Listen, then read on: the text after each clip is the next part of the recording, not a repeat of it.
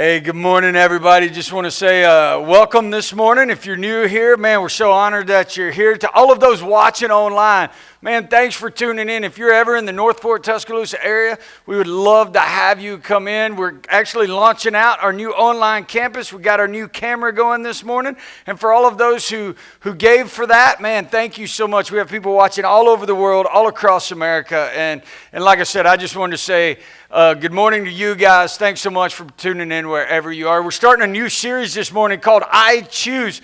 Here's the deal. We are the sum choice of every decision that we've ever made. Who we are today is based on the choices that we've made all throughout our lives. And here's the crazy thing. The choices we make today will actually determine who we become. And the choices don't just affect us. The choices affect all of those around us. Over the next 4 weeks, we're going to be talking about different choices that we make. We're going to give the option of you could choose this way or you could choose this way. One way is going to radically change for the better your life. If we stay in the other way, it will oftentimes affect negatively all of those people around us.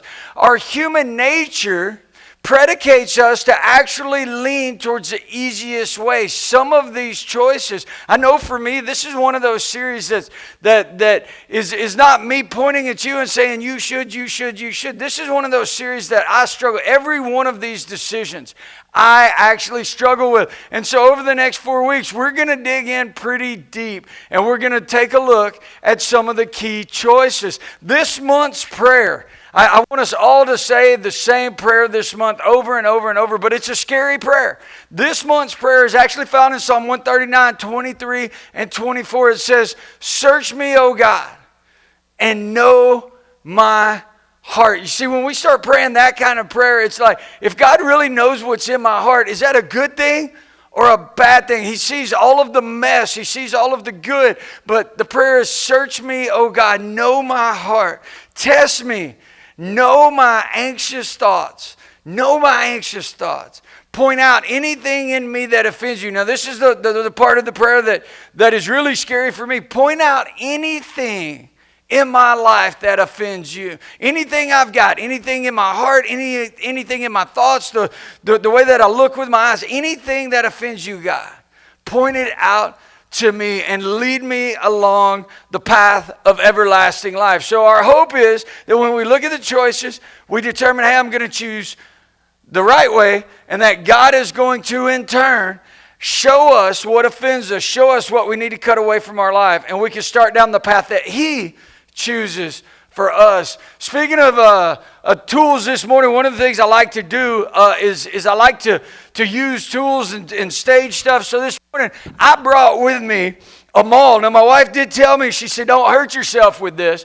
But I use this tool a lot. Back in Texas, I used to cut some firewood. Back in the day, I used to cut trees and I used to cut wood for some extra money. And this is an amazing tool because it has two sides to it. You see, this side has the axe side, right? We all know what an axe is used for. This side has a sledgehammer side. And so you can use this for two totally different things. And this morning I want to look at this tool a little bit deeper. On the side of this tool is actually, this is called a maul, but on this side is a sledgehammer. I did some research about a sledgehammer because I get geeked out a little bit on history. And so I was looking at a sledgehammer and some of the uses it's been used all throughout history. And one of the things I came across was that our railroad system used sledgehammers. Our whole entire train track system that stretches all the way across the United States uses sledgehammers. Back in the 1800s, they didn't have all of the cool tools we use.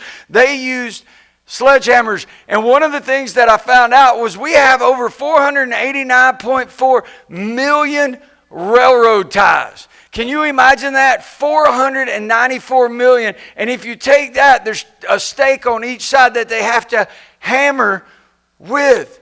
They also built 19 tunnels. There were 19 tunnels built, not bored out with an overgrown drill, not blown out. There was sledgehammer, busting up rock, And I mean, sledgehammers have been used to grow our nation. Sledgehammers were used to grow and build. And because of the use of this tool, because of the use of the sledgehammer, we actually benefit from that over 200 years later. I mean, we've got our buildings. I mean, still today in America, the railroad system actually moves steel. It moves the studs that this building was built with. It moves gas. It moves oil. It moves cattle. The food that we put on our plate, the things that we build with.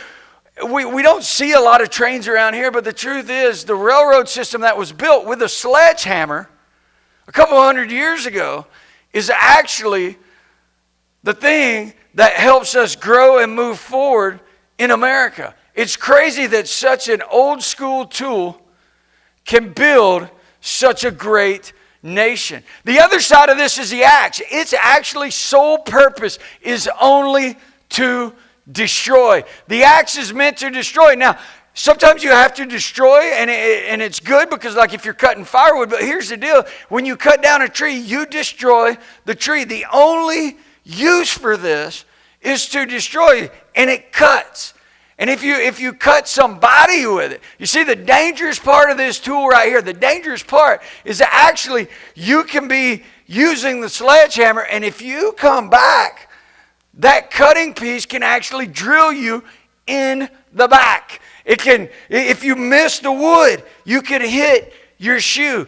But this is a double-edged tool. This morning I want to talk about another double-edged tool that we carry around every single day. I've titled my message this morning, here's the choice. I choose life or I choose death. And we have a tool. It's really small, but the truth of it is that it can build and uplift and carry people in their future so far. It can also cut and destroy. Proverbs 18 verse 2 says, words kill, words give life. They're either poison or fruit. You choose. Words kill, words give life, poison or fruit, you choose. Even within Scripture, it says you get to choose. The tongue, one of the greatest builders that can move nations. When you look at some of these guys that get on TV, and I mean, they could talk in their speeches. They can change whole nations. You can encourage. You can uplift. You can create movements to build. But the tongue can also destroy. Let me ask you a question. How many this morning have ever had somebody say something as a child that you still remember to this day that cut deep? You see, words can stay with us. Words can destroy. And there's a couple of ways that words can destroy, and we're going to take a look at those this morning. The enemy uses gossip to destroy. I know a lot of times it's a tone of voice and stuff like that, but actually gossip is one of the big killers. Gossip and anger is what we're going to talk about this morning that are really, really dangerous ways to use the tongue because it destroys. It can destroy whole churches. We're sitting in a church this morning. I've seen gossip come in and rip apart churches. It can destroy families. It can destroy anger. I mean, how we talk to each other. We say things in anger that we normally wouldn't say. But what we say within that anger moment can actually stick with people for so long that it can destroy their self-worth. It can destroy their reputation. Because if you gossip about somebody, right, you can destroy their reputation. I was actually looking for a great definition about gossip, and I found it from a pastor. He's out on the West Coast. You may have heard of his books. He wrote The Purpose-Driven Life. His name is Pastor Rick Warren. He defines gossip as this: when we talk about a situation with somebody who is neither part of the problem or part of the solution. Think about that for a second. When we talk about something with somebody that's neither part of the problem or part of the solution. And the danger of gossip is you never see it coming. It's that mall. You never see it. It's going to hit you in the back. But it's so dangerous. And gossip is one of those under-the-radar things that can destroy lives. Proverbs 6:16 and 19 actually says this: there are 6 things that the Lord hates that are detestable to him. A false witness that pours out lies and a person who stirs up conflict in the community. Think about it. Anybody ever know somebody who just, they like to stir the pot. They stir up lies. Their constant conflict seems to follow them. Their spiritual gift is creating conflict, creating chaos. I got to look and I'm like, man, what does God put slander and gossip and causing strife? What else is in that list? One, haughty eyes. It's arrogant. It's disdainful. It's kind of pride, right? It's haughty eyes. It's saying, hey, look at me. A lying tongue. It's another part of the acts. We're not really going to get into that this morning, but that's also on the list. Somebody who lies all the time, but lying is often done to create conflict. A heart that plots evil. It's somebody who stirs up conflict. It's a heart like you go into a situation with the full intent to create strife and bitterness and chaos. And feet that race to do wrong. This is where you know what's wrong, but you still decide to run into that. It's kind of like cherry picking the Bible. It's like, well, I know God says this, but look, I'm just going to ignore it. And when I get to looking at this list, I'm like, man, that's crazy. God detests. God hates. You don't see this very often in the Bible, but God hates slander. God hates a tongue that stirs up conflict. False witnesses who stir up conflict. People who lie. And why do we do it? Why do we gossip? Because all of us do it, right? This, like I said, this isn't like, I don't want to stomp on your toes because I'm stomping on my. Why do we stir up gossip? Why do we stir up conflict? And I think there's a few reasons. One of those is gossip makes us feel elevated. Because see, here's the deal. When I talk about somebody, when you talk about somebody else, it makes us feel better. Oh no, look at them. Look at what they're doing.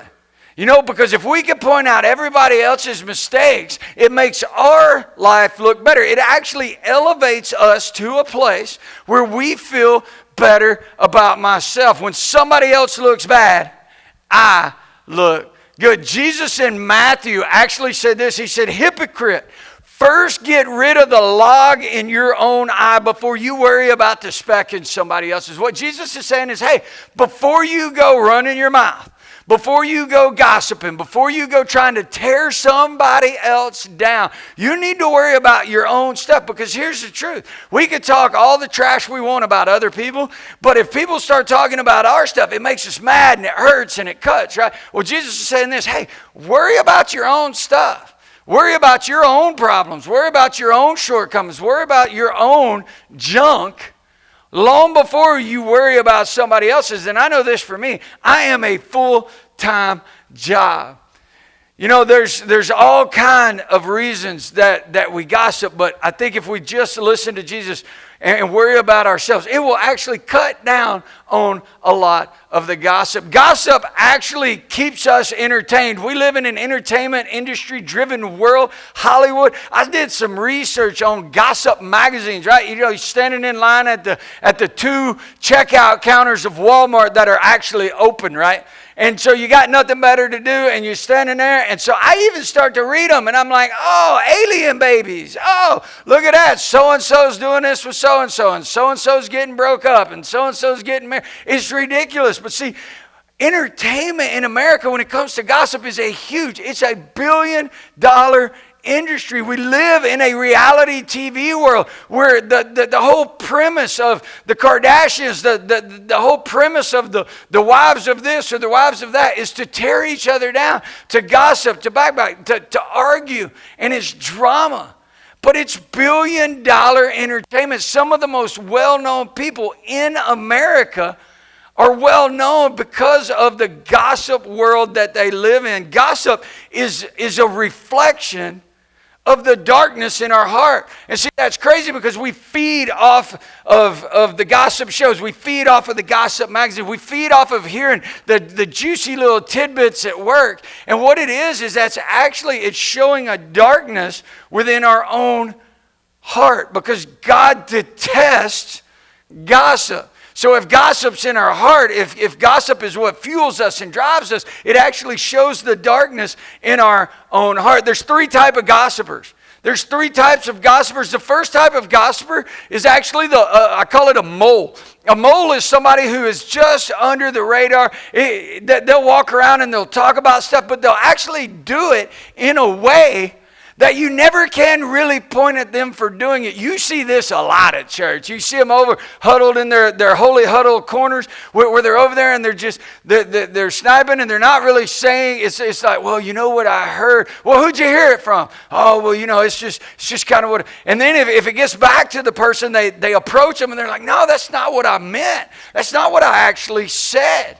And see, moles, they're really hard because what moles do is they burrow underneath the surface and they create so much damage. They create so much destruction underneath. And then they actually create these little molehills. If you heard you turn a molehill into a mountain, that's where it comes from, is underneath the radar. People are gossiping and they're actually destroying lives and reputations and splitting churches and causing chaos in work. But they're saying things that actually will turn into huge mountains which have the potential to destroy. Another type of gossip is actually a sniper. These are a little more dangerous because they'll sit back and they'll take pot shots at people. But here's the deal. The thing about a sniper is you never see them or hear them. It's just out of left field. Next thing you know, it's like, boom. Oh my goodness, where did that even come from? Snipers. But here's what I learned about a sniper. Being in the military, one thing about a sniper that makes them so effective at killing and so effective at destroying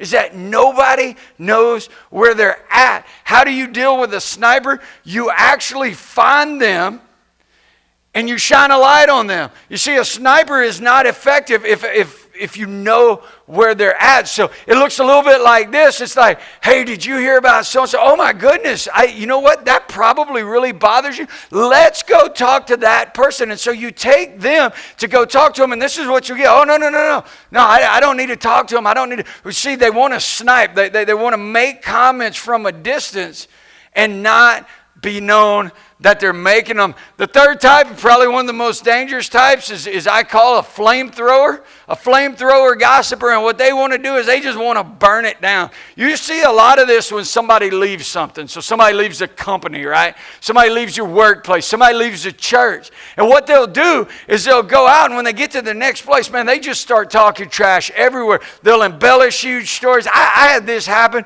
I remember I was on vacation with my associate pastor at the time. His name was Joby. And me and Joby were in Branson, Missouri. And I woke up at like 6 in the morning, and I hear him in there pecking on the keyboard. He was in there just da-da-da-da-da-da-da-da-da. And I walk out, and I'm like, dude, what are you doing? And he's like, man, you're not going to believe this. There's this guy, you know him. He left the church, and he's just ripped into you. And he said that you went to a college that didn't even exist. And I mean, I went to College of the Ozarks up in Missouri. It's a brick and mortar college. I mean, it's actually a liberal arts college up there, private Christian school. But and I mean, he was just so offended because this guy was like, he even ripped into my wife about having a tattoo. And I mean, just crazy stuff, right? And he had got offended because we had sold some T-shirts for a series. Now, we didn't even sell them for like profit. But we sold some T-shirts. He got all offended. He left the church. And he just wanted to burn it down. So he was ripping everybody. And Joby was in there. And I mean, he was just going out because he wanted to respond. He was trying to defend me. And one thing I learned about flamethrowers is that if you walk in integrity and if you walk in the path of doing right, people when they gossip, people when they talk trash, people when they try to tear you down from behind the scenes, as long as you stand in integrity, this is what I know. The truth always comes out, right? The truth always comes out. I don't know where that guy is. I told Joby, I was like, dude, let's just have some coffee, man. It's 6:30 in the morning. Don't respond because you put fuel on the flamethrower. Gossip is a killer. It really is. But here's the deal. So is anger. There's a passage of scripture found in Ephesians 4:29 and 32. I'll read it real quick. It says, don't use foul or abusive language. Let everything you say, that's a dynamic word there. Let everything you say be good and helpful so that your words will be an encouragement to those who hear them. Let everything you say be for good and to encourage, not to tear down. Do not bring sorrow to God's Holy Spirit by the way you live. Remember, He has identified you as His own, guaranteeing that you will be saved on the day of redemption. Get rid of all bitterness. Get rid of all rage. Get rid of all anger. Get rid of all harsh words and slander, as well as any types of evil behavior. See, if you look at that sentence really closely, God puts abusive language, He puts slander as evil behavior. He detests evil. Evil. Those are some strong words when it comes to our tongue. Instead of talking trash, instead of tearing down, it says instead, be kind to one another, tender-hearted, forgiving one another, just as God through Christ has forgiven you. Even a choice within that scripture. God says it's evil to talk trash. It's evil to have harsh words. Instead, choose life. Don't choose death, choose life. Uplifting, encouraging, forgiving, compassionate. Words that we use to uplift, not tear down. We live in such an angry world. Everybody's mad. I mean, everybody's mad. You turn on the TV and everybody's screaming at it. I don't care which news station you watch. People are just angry. It's like, why are you so mad, bro? But the truth of it is, we live in such a polarizing world. It's always, we need somebody to blame everything on. And we get angry at the other side. We get angry if they're at the other political side. We get angry at the other denomination. We get angry at the other football teams. We get angry. It's just an angry world. But here's what I know. And I know this for a fact. You can't worship Christ properly and treat people badly. You can't worship Christ properly and treat people badly. They can't coexist. You can't be in an act of worship and be doing something evil. God said harsh words, slander, gossip, anger, evil. You can't be worshiping and doing evil at the same time. It's kind of like you can't speak and listen at the same time. Worshiping Christ demands us to clear our heart away of all of the gossip and the slander and the anger. Well, they didn't. Well, they said. Well, God says, forgive them the way that I have forgiven you. Well, what about what they said to me on Facebook? You see, we live in this world where we feel like that we can spout out behind a keyboard. Like we could say anything and it doesn't really hurt because it's not. We say things on Facebook and on Twitter and through emails. We say things we would never ever say to somebody's face. We just wouldn't. But we get this the sense of entitlement behind the keyboard, right? And we'll pound out stuff and we'll send it out. We have no idea how many people a statement, a tweet, a few characters online can actually cut, kill, and destroy. Matthew 5:22 says, but I say, if you are even angry with someone, you are subject to judgment. If you call somebody an idiot, oh man, I'm going to tell you, I hate this part of it. So the version I have says idiot. In the NIV it says, if you call somebody a fool, the old school Hebrew term for it is actually raka. I love that statement because it sounds so, it's like raka, right? But here's the crazy thing. The Bible says, don't even call somebody a fool. And I sit back and I think, one, I use that term, I use idiot all the time. Oh, they cut in front of me, you idiot. Or even just kidding around, what are you, an idiot? And see, the Bible says that you will be judged if you call somebody a fool. And if I sit back and I really think of the things that I've called people and the things that I've said to people, way worse than fool, man, it's scary to me. It says you are in danger of being brought before the court. And if you curse someone, you're in danger of the fire of hell. Man. Call somebody a fool. Think about all the names you've called people. Think about this. Think about if you had a recorder hanging around your neck, recording everything you said about people. And I don't just mean to their face. I mean around your dinner table.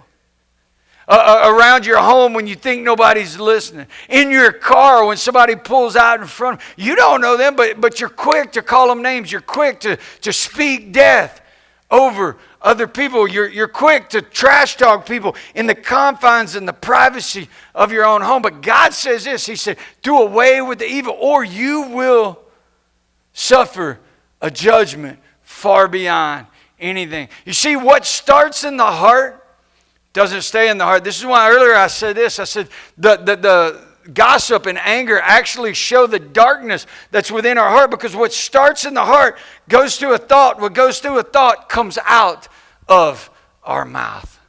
Man, it shows the darkness in the heart. And I think that's one of the reasons why it's so hard for us to stay happy. And it's because it's so easy for us to get offended. It's hard for us to stay happy because we're always offended about something. Well, they didn't do this. Or you know what? He wore that to church. Or he said this. Or she did that. Or they didn't wave at me. Or they didn't answer my text within 2 minutes. We're so offended. We walk around in this perpetual state of offense. And it's so hard for us to stay happy because the things coming out of our mouth are reflecting thoughts that we have, which are actually reflecting a darkness within our own heart. And there's two types of angry people. There's stewers and there's spewers. Stewers are the people that they hold it all in, but man, they're just grumpy. It's like they walk in to a well-lit room and a darkness just kind of comes in with them. They're always in a bad mood. They're always like, ugh. They don't say much, but it's kind of like they sit over and they sulk and they pout. But spewers, on the other hand, spewers are totally different. They walk in and they ain't got nothing good to say about anything. Sky's blue. Well, it's going to be cloudy tomorrow. You know, oh man, you having a good day? No. This is wrong and that's wrong. And oh my gosh, the boss, somebody can do something phenomenal. They'll find the negative thing within it. The day could be going great. They come in, they could just start spewing negativity. They're never, ever, ever happy about anything. They could win the lottery. They'd find a way to complain about it, right? Spewers they're just negative. They walk around all like butthurt about, can I say butthurt in church? I don't know. I'm going to hear about that one. Hey, here's the deal. We walk around offended all of the time. And we walk around and if somebody doesn't even look in our direction, how about this? You don't get a thank you. You know how much work I did for this? You know how much I invested in this? You know, this wouldn't have even came up. They didn't even say thank you. Angry, just angry. So we have to step back and we have to ask this question. Here's what I want to encourage you to do as you go out this week. Ask this question. Are my words helpful or are my words hurtful? If you can answer that question, you can actually make the choice between life and death. Here's what I know. Everything that we say needs to be true, right? But not everything true needs to be said. If you're not part of the problem or part of the solution, maybe it doesn't need to be said. If you can't say something uplifting or something happy or something building, maybe it shouldn't be said. Is it helpful or is it hurtful? We should be quick to listen, slow to speak, and slow to get angry. The Bible says in James 1:19, quick to listen, slow to speak, slow to get angry. This verse right here, if we just attach this to us, it would take away so much drama. It would take away so much pain. It would take away so many times that we go, I shouldn't have said that. Yeah, have y'all ever spewed something and you're like, yeah, I wish I could just take that back?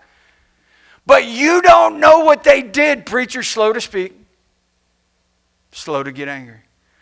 Well, they deserve it. You know what? They deserve. Somebody needs to go there and tell them, slow to speak, slow to get angry. Slow to speak, slow to get angry. Well, I'm going to get them back. You know what they did to me in school? You know what they said? They ruined my... I'm going to go in there. I'm going to get them back. I'm going to go and talk and get them back. And slow to speak, slow to get angry. Slow to speak, slow to get angry. Is my word helpful or is my words hurtful? Am I choosing life or am I choosing death? And here's what that means in real terms. It means pause. Before you say anything, pause. Does it really matter? Does what I'm about to say really matter? Is it going to help the situation or is it going to hurt the situation? Do I even need to say it? And if we could step back and pause before something comes out of our mouth, it could change the whole dynamic. It could change the whole temperature of the room. Pause. Somebody says something that offends you, pause. I know that's so hard because I'm quick. I use my mouth a lot. But pause, and then ask, is it helpful or hurtful? I'm going to pause. Do I even need to say it? Do I even need a response? Is it even worth my time to say? I'm going to ask, is it helpful or is it hurtful? And then I'm going to speak. And this is where the choice comes in. Am I going to speak life or am I going to speak death? Pause, ask, speak. Am I allowing others to bring me down?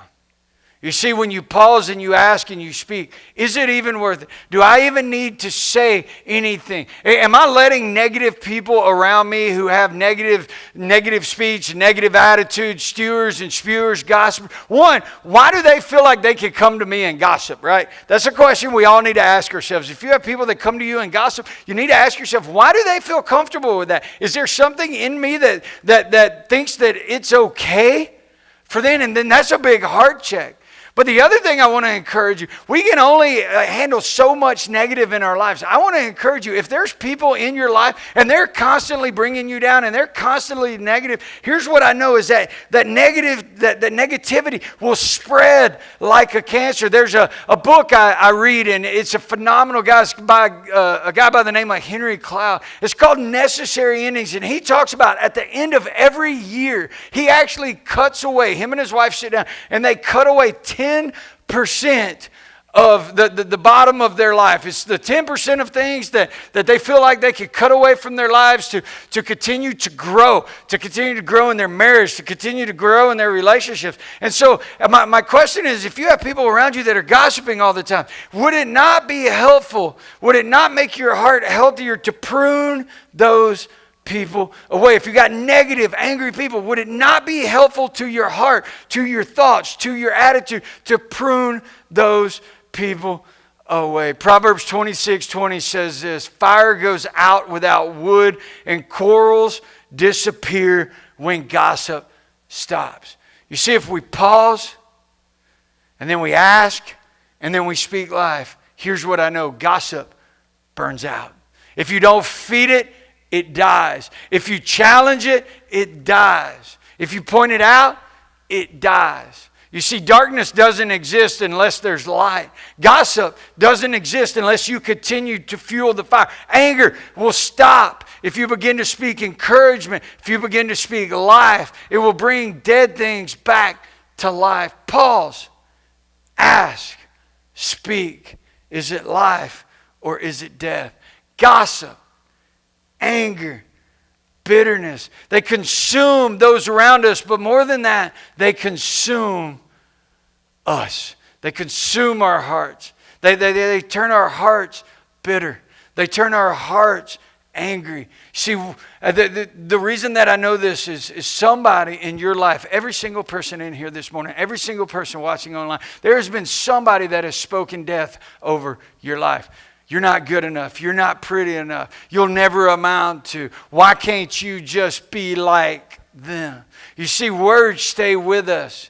And what God says is we need to get to a place that we forgive those people. Not because they need it, but because we need it. Those who have spoken ill against you, those who have spoken ill against your family, even those who have spoken ill against your kids, God commands us, forgive them the way that we forgive others.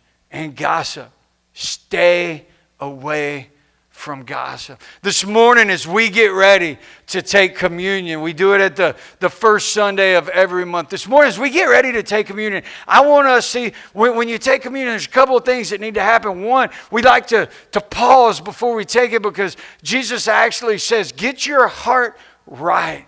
He says, do this in remembrance of me. We need to get our hearts right. And God, throughout today's message, shows us that we need to forgive others the way we want to be forgiven. So this is my challenge to you this morning. But before you come down and you take communion, is there somebody in your life that you need to forgive? Is there somebody in your life who has gossiped about you? Is there somebody in your life who has cut you deep with their words? I want to challenge you. It's going to be hard, because there's people in my life, I don't want to forgive them.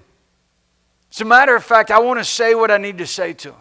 But God says that's not the way you do it. That's evil.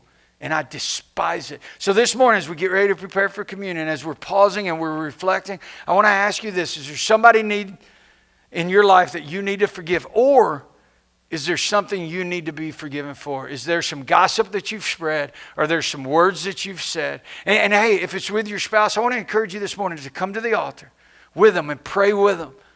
Pray with them. Hold hands, pray with them. Seek that forgiveness from them, from God. If it's a child, bring them to the altar. But this morning, as we remember what Christ has done for us, let's do that for other people.